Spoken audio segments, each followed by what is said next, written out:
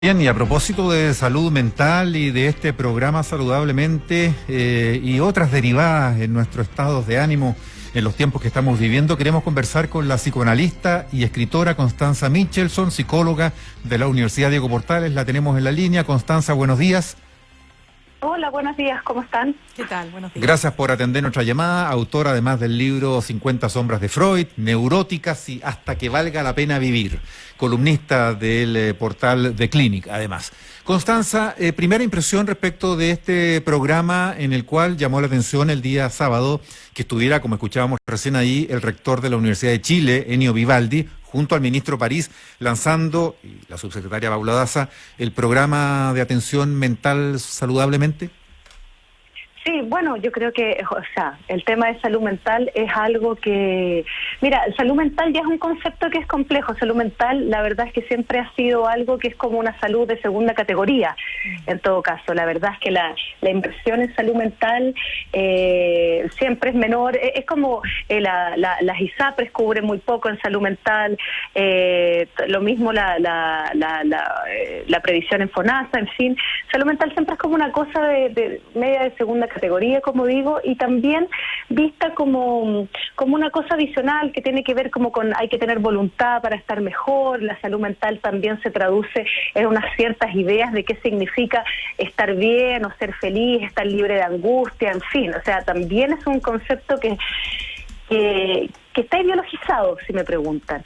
Ahora, lo que yo veo, cosas que he pensado en relación a la pandemia, y que tienen que ver con salud mental, son que los procesos psicológicos a nivel individual tienen mucho que ver con las emociones políticas y tienen mucho que ver con los procesos colectivos, no son cosas distintas.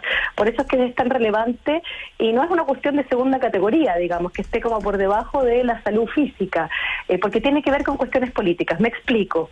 A mí me parece que la ruta, poco que hemos tenido en la pandemia, es una ruta bien parecida a la ruta del duelo. O sea, que parte en la negación y en la ansiedad y que deriva en la angustia y la nostalgia. Y la nostalgia es un punto bisagra, donde ahí empiezan a aparecer ideas raras en política, muchas veces donde los duelos mal logrados, aparecen las ideas de que entonces hay que volver a un pasado mejor, por ejemplo, ¿no? Que son todas estas ideas como Trump y Make America o Make lo que tú quieras Great Again, por ejemplo. Claro, sí. Constanza, perdón que te interrumpa. Lo que pasa es que acá lo que estamos evidenciando es una eterna cuarentena que como no se está implementando de manera correcta, es decir, porque se viola, porque hay empresas que hacen trabajar a sus trabajadores cuando no tienen labores esenciales, de todo eso nos hemos ido enterando, ¿verdad? Seguimos entonces en confinamiento, pero no logramos bajar la curva, y esto también está generando una enorme angustia en la gente, porque la desesperación empieza a cundir. Entonces ya la gente que no salió en las semanas anteriores dice, bueno, pero yo ya no aguanto más. Entonces yo quisiera preguntarte primero que nada, ¿cómo observas tú esta cuarentena? ¿Cómo se ha expresado en la región metropolitana? ¿Por qué crees tú que no funciona? ¿Y qué pasa con efectivamente la salud mental de todos aquellos que estamos confinados, no? Bueno, allá voy. Me parece que todo parte con una especie de negación y con la ansiedad, que en los primeros momentos de cuarentena se da. La negación me refiero a que, no sé, tuvimos meses, bueno, esto también pasó en el hemisferio norte, se tuvo tiempo para ver lo que estaba pasando y así todo, no había plan. Acá no había plan. O un plan que no sabemos todavía muy bien de qué se trataba, digamos. ¿Sí? Esa es la negación. La negación es desde el helicóptero hasta hacer la fiesta clandestina, hasta la nueva normalidad. Todos esos son ejemplos de negación. Ahora, la negación es un mecanismo de defensa, digamos, frente a lo que no podemos no podemos soportar o no podemos terminar de creer. A mí me pasa lo mismo cuando veo las imágenes ahora en Europa. Hoy día veía una foto de las playas de Barcelona repletas cuando todavía no hay una vacuna. Y yo me pregunto, bueno, ese es lo poderoso de poder entender los procesos psicológicos de individuales en lo colectivo. Sí, o sea, explíquenme Constanza, esta playa repleta. Claro. Para terminar el punto, Sí. la negación va acompañada de ansiedad. ¿La ansiedad qué es? La ansiedad por hacer. Nuestro primer La primera parte de la cuarentena creo que tuvo que ver con eso. Hagamos de todo, veamos la serie de Netflix, leamos el libro que faltó, hagamos teletrabajo, teleeducación, en fin, no sé qué cosa, todo menos la angustia. Pero la angustia no. Sí, Constanza, es que ahí te quiero hacer un link con una entrevista que dio este fin de semana Pablo Halpern. Él es ex asesor en comunicaciones de los presidentes Eduardo Frei y Michelle Bachelet, y él decía que lo que él veía es que no ha habido, dice, un discurso y un mensaje que tenga una cuota de esperanza o de futuro, y por lo tanto cuando todo es negativo, lo que pasa es justamente esto que tú señalas, que la gente niega porque es tanto el dolor que no quieres ver que comienza entonces el proceso de negación. ¿Compartes lo que él señala en ese sentido? Es que yo creo que, mira, cuando no hay esperanza, lo decía Carlos Peña en la columna del domingo, está la religión en la política. Por supuesto que la religión en las sociedades contemporáneas no tiene ningún prestigio, pero la política, bueno, tampoco casi tiene ningún prestigio, pero la política a mí es la que me parece que hay que salvar, en el sentido de que la política es la que debe actuar en tiempos de incertidumbre. ¿Y cómo? Teniendo un plan. Hoy día leía también hay un hilo en Twitter de Alejandra Matu, donde ella, algunas empresas que están denunciadas ya a la Inspección del Trabajo que han sacado permisos colectivos para los trabajadores con otro giro. Y uno dice, ¿hasta qué punto en Chile se necesita trabajar en algunas cosas, se necesita que algunos puedan trabajar de alguna manera, no todos pueden hacer cuarentena, eso es cierto? ¿Por qué no hay un plan? Un plan realista. Un plan realista significa que si algunas empresas van a seguir trabajando, cómo resguardar a los trabajadores bajo normas muy, estandarizadas, en fin, pero eso es que haya una política, no esta cosa de repente de tirar unas cuarentenas muy duras que todo el mundo sabe que no se cumplen, que se pueden sacar unos resquicios medios truchos por aquí y por allá. Eso es falta de política. Entonces ahí donde yo no sé cuál es porque también a mí me ocurre que estos discursos como de esperanza, de que la humanidad va a ser mejor, sabemos que no ha sido así en la historia. Las pandemias se olvidan muy fácil. Eso está escrito en la literatura. Las pandemias especialmente se olvidan muy fácil, más que la guerra. Porque hay más negación en relación a la pandemia por el sinsentido de la muerte por una peste. Porque incluso en la guerra piensen ustedes que ideológicamente se instalan unos sentidos, unas luchas por algunas razones. La pandemia no hay ninguna razón.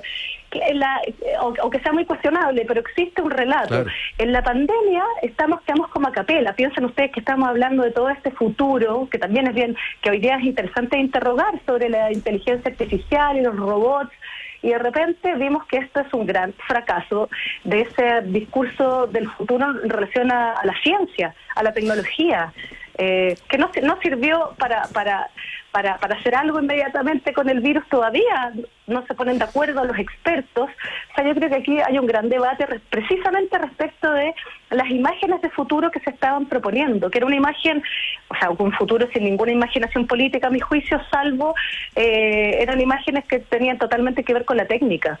Era un más de lo mismo, pero con desarrollo técnico. Hace mucho tiempo que estamos sin imágenes del futuro, y esto es algo que, este ejemplo yo lo pongo hace un buen rato, antes de la pandemia, por cierto. Si yo les pregunto a ustedes, se cierren los ojos un segundo, y en los 90, ¿qué imágenes de futuro teníamos? Aunque fueran tontas, pero ¿cómo nos imaginábamos el futuro? ¿Qué imágenes habían?